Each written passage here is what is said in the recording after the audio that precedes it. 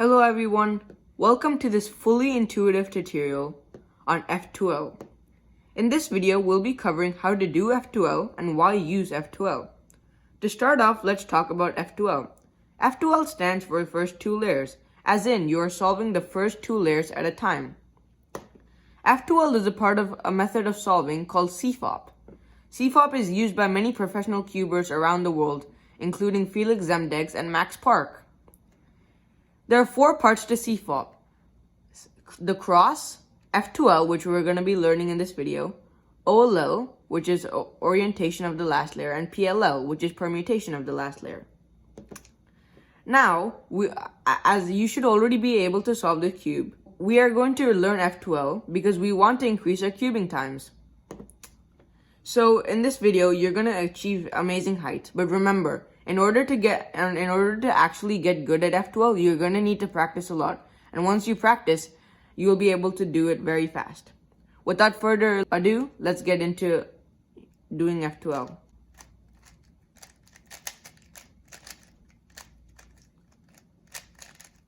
I'm currently mixing the cube right now.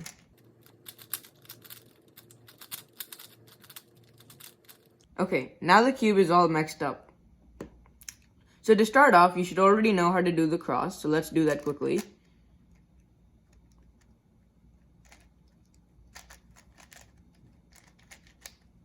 So now our cross is solved, which is right here, as you can see.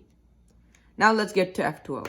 The first part about F2L is that whatever color you're trying to solve first, whichever two layers, you want to face it the other way. So I'm trying to solve the white, including the first two layers, so I'm going to face yellow. Let's get into it. Now there's three different types of cases for basic F2L. Remember that in this video, we're going to be learning basic F2L. Once you learn basic F2L, we can learn advanced F2L, which is a series of 41 algorithms that you can solve any F2L case in, and that can greatly increase your time. So let's just learn the basic F2L right now. So here we have the first case. The first case that we're going to identify is which way the white is facing. So in this case, the first piece, which is white, red, and blue, is facing up. So obviously the matching pair to this piece would be blue and a red, since we're trying to solve the white and the blue and the red is over here. So we can search for it and we can find that the blue and the red is right here. Great. Now we have two very simple steps to do. The first step is going to be matching these two up, and the second step is going to be putting it into its correct slot, which is right here because of the white, the blue, and the red. So let's get into it. Now this is our first case. The white is facing up, and what we want to do with this edge piece that is connected, that we're going to try to connect to this white piece, is we want to get it so that the edge piece is facing its right color, so it makes a bar. So from here, we're just going to rotate it, and then this makes a bar. Great. Now, what we're going to do is turn the edge piece away from the other color that it was supposed to be. For example, now we have the red, and this is the blue. So instead of turning it to the blue where it's supposed to go, we're going to turn it to the green. So for example, if this piece was green, then we would have turned it to the blue. But this time we want to turn it to the green because it is the opposite of blue. Then you have to do one very simple step. All you have to do is rotate it so that it matches this piece. And boom, we already have this piece matched. And with one F prime rotation, we have both of these pieces matched. Now what we're going to do is a simple reverse sledgehammer, which basically means that you're going to install this piece in here. So to install that, you're going to face the white as bottom, and this white piece is facing towards you. Then you're going to do U, R, U prime, R prime. And there we go. Our first piece is in. Great. Let's move on to the next piece. So now as we can see here, we also have the same color combination this time too. The white is facing up, but oh no, it seems that our edge piece is right next to it. And if we try to do the same thing, if we try to create the bar and instead of the blue, we turn it to the green, the corner piece is getting turned there too. So therefore, we need to separate this piece from this edge piece. Let's do that. In order to ensure that we're doing this correctly, we need to make sure that when we turn this and we move it away, we need to ensure that this back slot right here is available. So for example, if this piece was over here and we try to do it over here, remember that we're messing up the white, blue, and the red piece that we have already installed in. So we want to do it in a free slot. So this slot is free and it's clearly not solved, as you can see. So you simply do that. You turn it down, L, U prime, L prime. And there we go. We have separated the piece. Now, as followed in the last instructions, all we have to do is make a bar. This is blue, so the opposite is green. We turn it to the green side, just like that.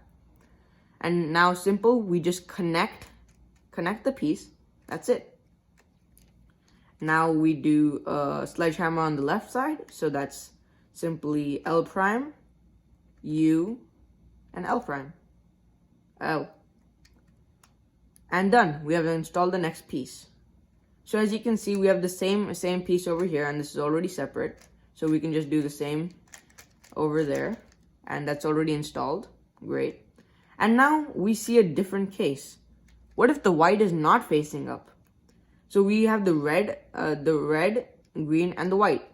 And its a partner, the green and the red, is matched up right next to it. As in all F2L cases, the first thing that we have to do is separate these two pieces so that we can connect them easier. So all we're going to do is make sure that we have an empty slot. Then we're going to turn it, make sure the slot is empty, turn it away, and bring it back. So you could also do it just like that. And the green is on the back side. Now you might be thinking, if the white is not up, then this case is going to be difficult. Actually, no, this is actually the easiest case because it only requires one step and 2 turns to install this piece in. But first, we need to make sure that this is the right case. So in this case, we have the red and the green right here, and if it was the red and the red, then we would have to do a different case. But since it's the red and the green, the first thing that we need to make sure is that the white is facing us, and the green and the piece that we're trying to connect to it is not on the backside. So as you can clearly see, this piece is on the backside, and we need to move it right here. How do we do that?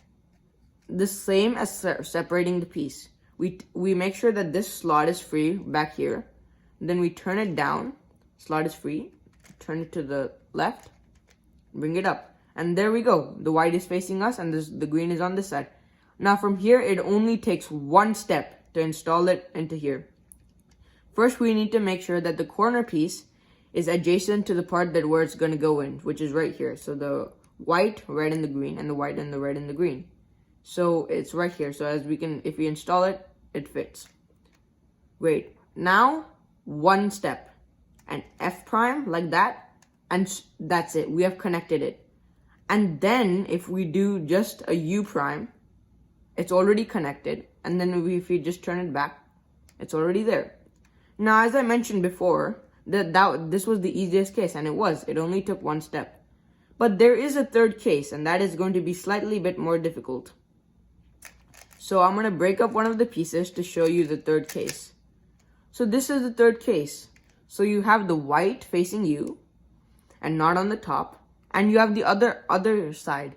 But wait, the orange is not facing up. They're both green. So what we're going to do is find an empty slot like this.